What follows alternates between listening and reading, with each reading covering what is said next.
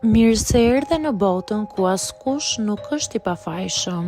Sekrete shqiptare, vendi ku rrëfimet më të thella, më të ndaluara dhe më të pathëna të shqiptarëve marrin zë. Na bëni subscribe për histori të ndryshme.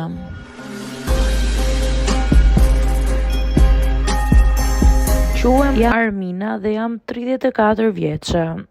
Prej shumë vitesh mbaj shami dhe përpiqem të jetoj një jetë të qetë, të ndershme dhe me respekt për familjen dhe besimin tim.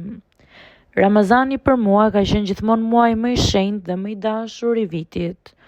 Është koha kur njeriu përpiqet të pasurojë zemrën, të jetë më i durueshëm dhe të afrohet më shumë me Zotin. Por disa vite më parë përjetova një Ramazan që nuk do ta harroj kurrë. Jo për arsye të bukura, por për një situatë që më vendosi përballë një prove shumë të vështirë brenda familjes time. Unë jam martuar në moshën 24 vjeçare me burrin tim Arbenin. Ai është një burr i qetë, punëtor dhe i përkushtuar ndaj familjes. Nuk është shumë i hapur për shprehjen e emocioneve, por gjithmonë është përpjekur të sigurojë një jetë të qëndrueshme për ne. Kur u martova, shkova të jetoja në shtëpinë e familjes së tij. Në atë shtëpi jetonin edhe prindrit e tij dhe vëllai im i vogël, pra kunati im.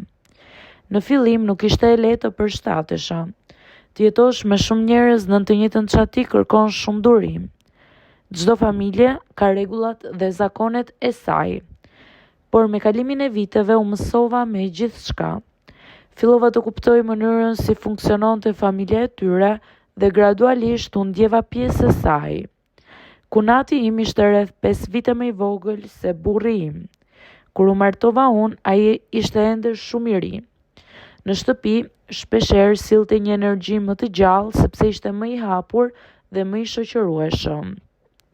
Ndonjëherë bënte shaka në tavolinë, qeshte me prindrit e tij dhe krijonte një atmosferë më të lehtë në familje. Për vite me radhë, marrëdhënia jonë ishte shumë normale. Ai më thëriste gjithmonë kunat dhe më trajtonte me shumë respekt. Nuk ishte asgjë që të më bënte të mendoja ndryshe. Derisa erdhi Ramazani. Si çdo vit, në fillim të muajit të shenjtë, shtëpia jonë ndryshonte ritmin e saj. Ditën secili merrej me punët e veta, ndërsa në mbrëmje të gjithë mblidheshim në tavolinë për iftar. Unë dhe Vira zakonisht përgatisnim ushqimin bashk. Kuzhina mbushej me aromat e supës, byrekut dhe gatimeve të tjera që bëheshin për të prishur agjërimin. Ishte një moment që më pëlqente shumë. Të gjithë prisnin momentin kur dëgjoj ezani i akşamit dhe pastaj fillonim të hanim së bashku. Pas iftarit, shpesh pinim çaj dhe bisedonim për gjëra të ndryshme. Në fillim të atij Ramazani gjithçka dukej si çdo vit tjetër. Por pas disa ditësh fillova të vërej disa gjëra të vogla te kunati im. Ai filloi të ishte më i heshtur kur ishin të gjithë në tavolinë, por ndonjëherë përpiqej të bisedonte me mua kur mbeteshim vetëm në kuzhinë. Je lodhur shumë sot, më thoshte ndonjëherë kur më shihte duke përgatitur ushqimin. Ose më thoshte, kunat, gatimet e tua janë gjithmonë më të mirat. Në fillim, mendova se ishte thjesht mirësjellje. Nuk kishte asgjë të keqe në ato fjalë. Por me kalimin e ditëve fillova të ndjej një ndjenjë të çuditshme që nuk dija si ta shpjegoja. Ndonjëherë ndjej që më shikonte për disa sekonda më gjatë se zakonisht. Kur e kuptonte që e kisha vënë re, kthente menjëherë shikimin diku tjetër. Unë përpiqesha të bindja veten se po e imagjinoja. Mos mendoj gjëra të kota, i thosha vetes, ai është pjesë e familjes. Por një mbrëmje ndodhi diçka që më bëri të kuptoj se nuk ishte vetëm imagjinata ime. Ishte një mbrëmje e zakonshme Ramazani. Kishim përfunduar iftarin dhe të gjithë po largoheshin nga tavolina. Vjeri kishte dalë në verandë për të pirë çaj. Burri im kishte dalë për pak kohë te një mik i tij. Unë mbeta në kuzhinë për të mbledhur enët dhe për të rregulluar tavolinën. Kunati im hyri brenda për të marrë një gotë ujë.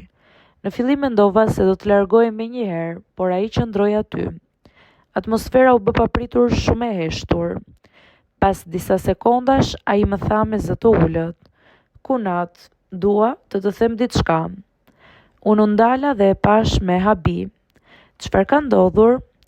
Ai dukej shumë i tensionuar. Pas një momenti heshtje, ai tha diçka që më tronditi. Më tha se prej disa kohësh kishte filluar të më shihte me një sy ndryshe dhe se kjo gjë po e shqetësonte shumë. Në atë moment ndjeva një tronditje të madhe.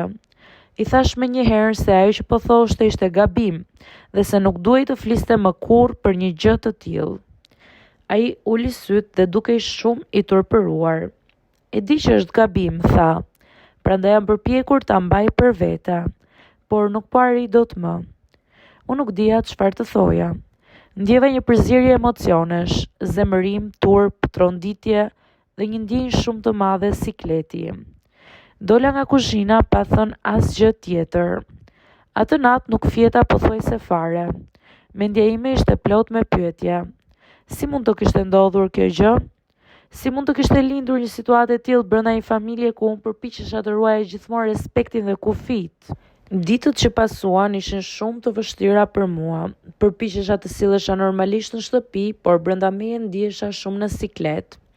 Kunati im filloi të mbante distancë pas gjithë asaj bisede. Nuk më fliste më si më parë dhe shpesh rinte në dhomën e tij.